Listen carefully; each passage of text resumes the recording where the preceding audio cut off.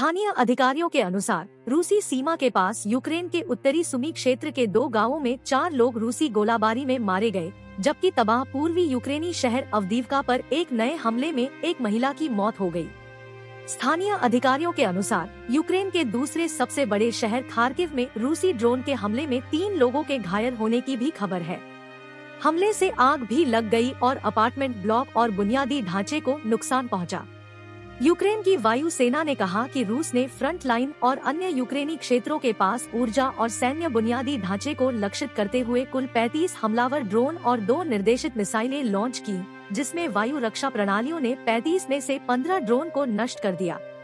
रूस ने कहा कि उसने यूक्रेन द्वारा क्रीमिया पर लॉन्च किए गए 11 ड्रोनों को मार गिराया, जिस पर उसने 2014 में कब्जा कर लिया था और इसे अंतर्राष्ट्रीय स्तर पर मान्यता नहीं मिली थी।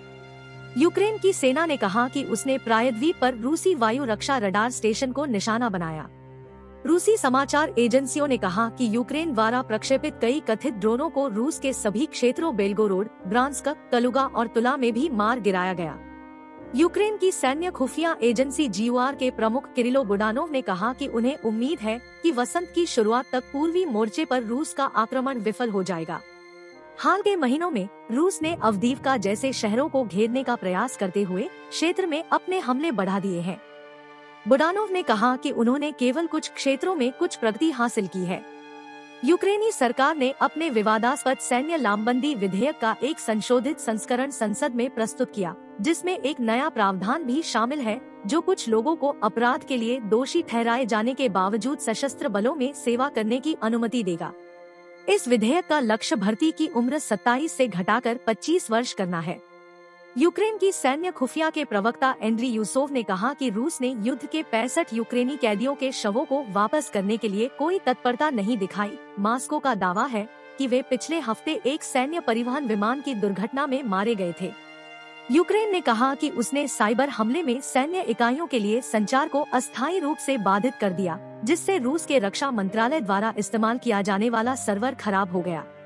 जर्नल फॉरेन अफेयर्स की वेबसाइट पर लिखते हुए संयुक्त राज्य अमेरिका की सेंट्रल इंटेलिजेंस एजेंसी CIA के निदेशक बिल बर्न्स ने कहा कि यूक्रेन को 2024 में रूस से लड़ने में एक कठिन वर्ष का सामना करने की संभावना है और अमेरिकी सहायता में कटौती करने का कदम उठा रहा है कि वैतिहासिक अनुपात का अपना लक्ष्य होगा।